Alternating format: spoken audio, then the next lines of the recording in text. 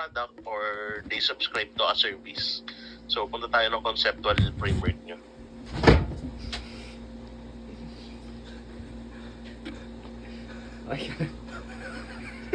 Tapos, pahingi ako ng copy ng manuscript nyo pala kasi hindi ko pa nakikita yung RRL nyo tsaka theoretical framework. Ayun, dependent variable.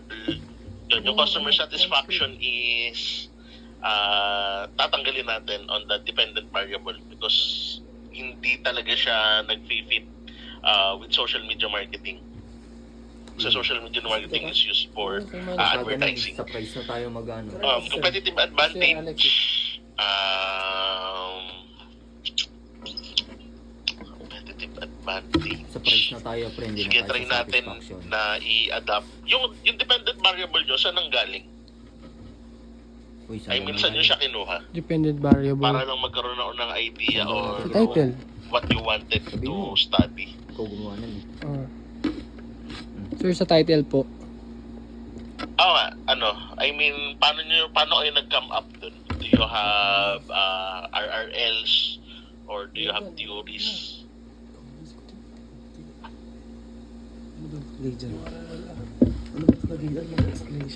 Ano daw naging independent yung variable natin? Saan nyo kinuha yung dependent variable? Doon po sa RRL po, yung pinasok po namin yung basis po nandun sa background of the study. Kumbaga, sobrang laki po talaga ng impact ng paggamit ng social media. Kumbaga, almost 2.9 billion po. Oo nga, pero ano yung reference nyo for choosing competitive advantage as a dependent variable? Para lang tsaka pa hingi ako ng copy ng manuscript. Soft copy. Ay, soft copy pa. Nasend ko na pa. Kahit soft copy. Sige, check ko na lang. Pero ayun, yung sa dependent variable, yung customer satisfaction, definitely tatanggalin natin to because hindi talaga siya connected with social media marketing. Yung competitive advantage, check ko yung RRLs nyo at theories nyo para magka-idea ako kung saan nyo siya hinugot. Then, ayun, SOP. SOP daw, yan mo.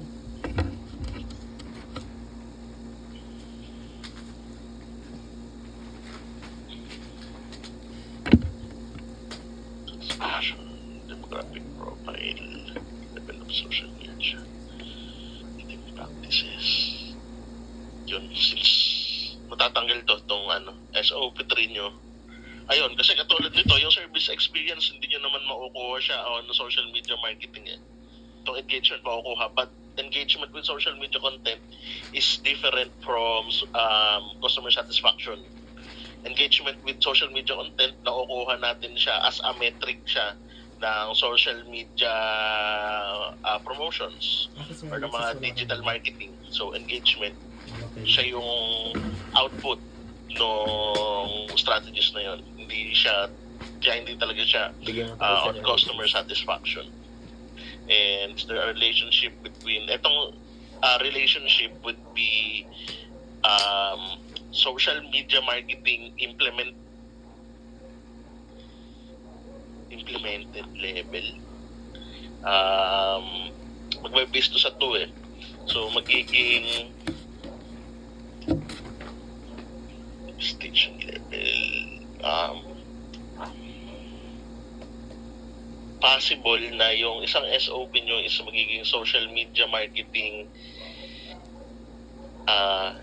implementation level, I think. Then, sir? Perceived level. Perceived level, ma'am. Ayan, perceived level. Para makuha nyo yung competitive advantage naman. Yung relationship nyo sa competitive advantage. Kasi yung customer satisfaction, hindi siya related dun sa independent variable nyo. Unless ang gusto nyo pag-aralan is a different aspect ng coffee shop. Ayun. Kaya medyo mas gusto ni ma'am is customer engagement. Ayun yung comments ko. Then, i-check ko yung papers nyo para mas RRL nga, patingin ng RRL.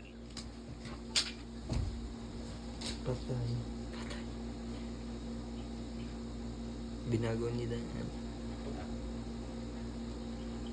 Okay.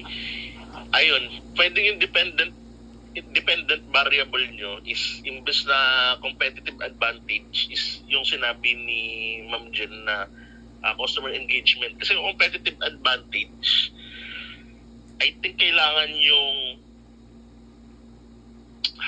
perceived. Pwede naman siya, sir. Perceive dapat. Perceived din, no, ma'am? Opo. Yung Perceive kumbaga dapat. kailangan kasi customer perception lagi tayo eh. Ayun yung mangyayari.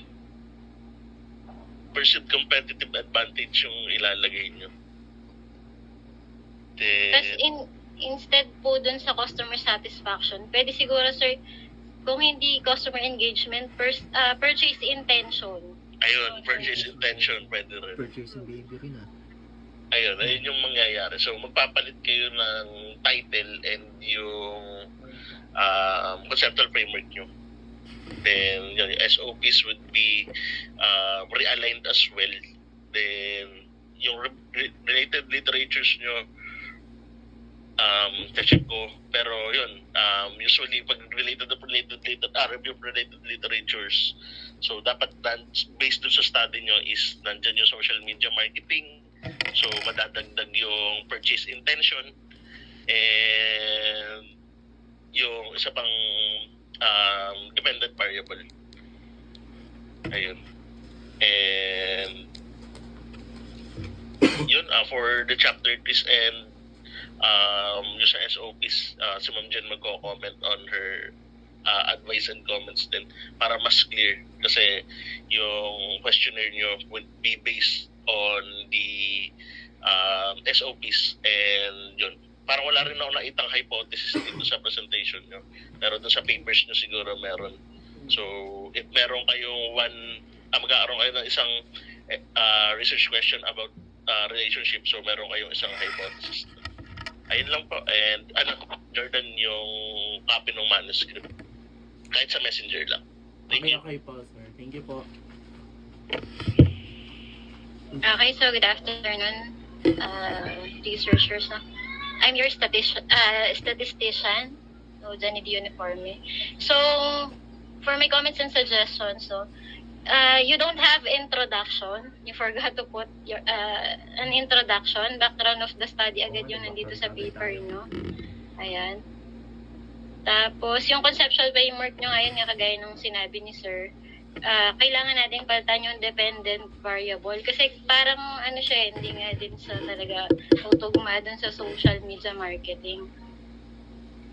No, kasi informative na siya, interactivity and then relevance. Tapos papasok yung customer satisfaction nga agad. So, hindi naman natin malalaman yung customer satisfaction based on the social media marketing lang.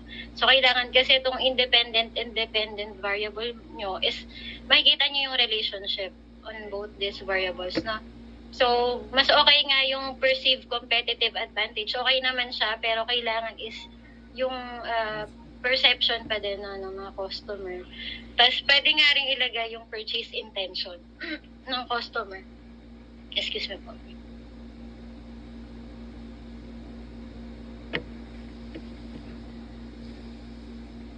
Next.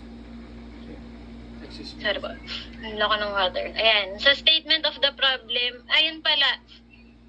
Medyo natitrigger ako dun sa batong malaki. Batong malaki kasi yun, no? Batong malaki. Malaki. Kasi malaki yung nakalagay. Apa.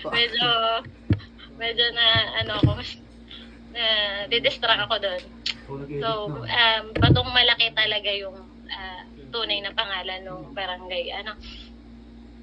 And then, ayun, tatanggalin nyo na nga yung level of customer satisfaction. Tanggalin na yun. So, dun sa SOP. So, dito ay so, magkakaroon kayo ng bagong SOP pagkatanggal. Palitan nyo ng, yun nga, yung level of perception or perceived level of competitive advantage. Kasi, yun yung isa sa variable nyo. And then, yun nga, palitan nyo yung sa customer satisfaction pwedeng purchase intention, or hanap kayo ng right terminology for that. Ayan. And then, syempre, kung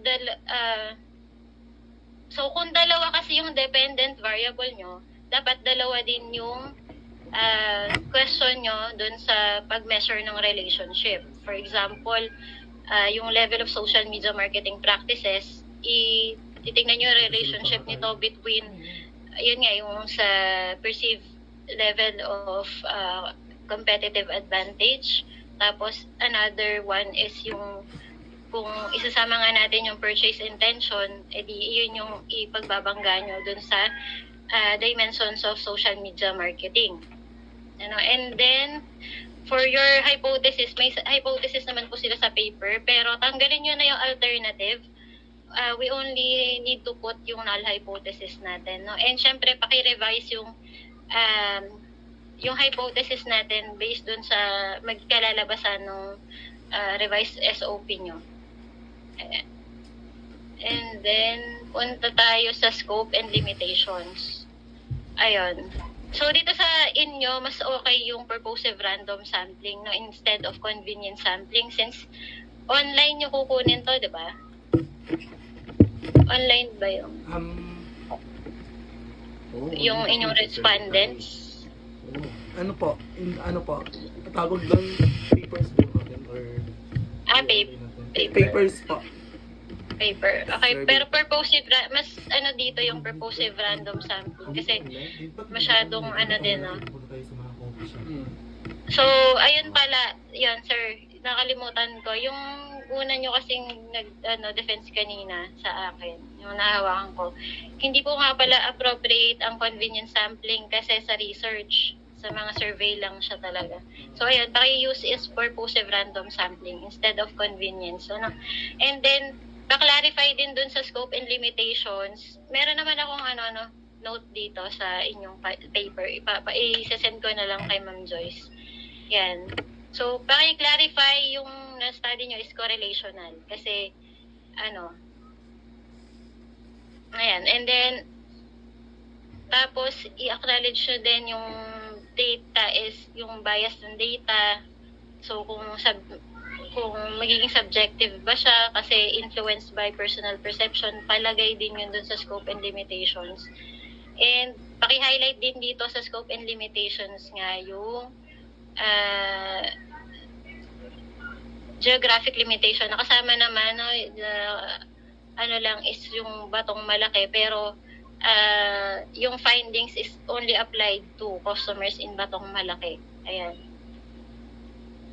And then, so in definition of terms, paki-operationally, conceptually and operationally defined kasi parang operationally defined lang ito, no? Ayan, tapos, sa research design, okay naman, descriptive. Lipat mo na, research design.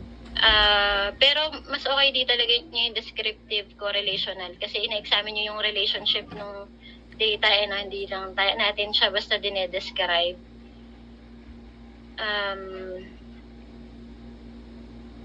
So dito, wag nyong lagyan ng mga cause and effect, no?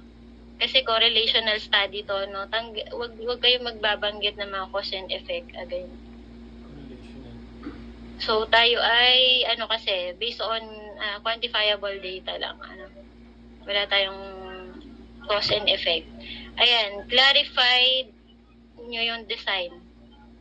Kung bakit appropriate yung design dun sa research nyo, dun sa study nyo. And, paki-mention din yung, naman yun. Sa baba pala. Sa sampling technique, ayun, purposive random sampling, no? Instead of convenience. Tapos, bakit purposive random sampling yung gagamitin? And then, yung 100 respondents, i-indicate nyo whether it is based on feasibility or statistical considerations. Kung paano nyo nakuha yung 100 respondents, kung bakit 100 respondents yung napag-desisyonan nyo, yung statistical considerations. And then, sa research instrument naman, paka-include or yung number of items per variable, no? For example, yung parang yung pinaka form construction of the research instrument, pakilagay yung mga specific, no? Or paki-describe sila dito yung mismong research instrument. Ano yung mga part 1 ng research instrument, ano yung laman ng part 2. Yan. Then, i-mention nyo din yung ano dito, no? Yung expert validation. Ayan, tsaka yung sa mga pilot testing, ano ba yung, ayan, kasama naman, ano naman siya dito. And syempre, pakisuyo yung Likert scale, no? Paki-define kung ano yung meaning ng 5, ano yung description ng 5, ng 4, ng 3, and so on. Ano, paki-mention. Meron naman nakalagay dito na 5-point Likert scale, pero hindi naka-mention kung ano yung mga equivalent, no? Sa data collection naman, ayan. So, pwede nyo nang pagsamahin yung data collection and analysis, ano. Pero, ano ba yung, ayan. So, pakilagay kung ano yung kung saan nagde-depend yung data collection nyo, kung sa self-reported responses ba. So, ipaki-mention dito kung yung self-reported responses na to is will introduce yung bias, no? Tapos pakilagay din, no? Paki-mention specifically, no, yung kung paano nyo i-collect yung data kasama yung time frame, no, kung anong year, wala kasi specific time frame. No? Tsaka mga instructions, no? Data collection. Kung kukuha ba kayo ng pangalan nito. Kasi data gathering procedure to, no? Kung ano ba yung gagawin nyo, kung ang steps ba pag data collect nyo, yung mag-ano kayo ng letter, ayan. Yung as in step by step talaga, no? Paki-specify yung mga steps na gagamitin nyo with the collection of data.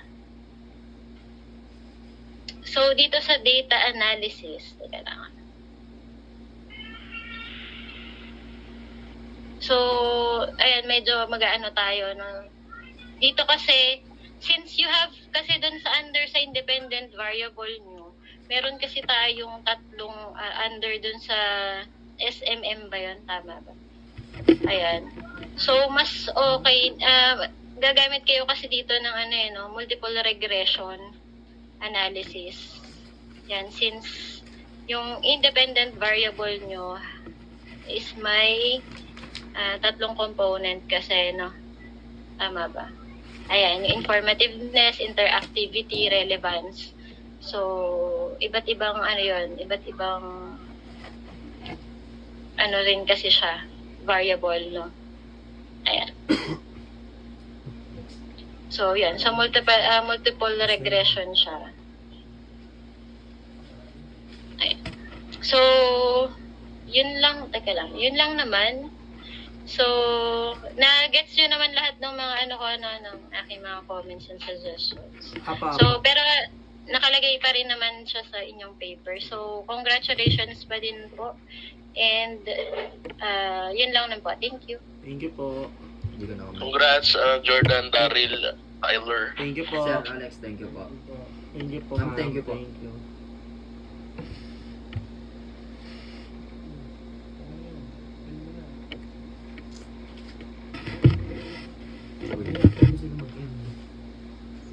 Pwede na kayong mag-leave.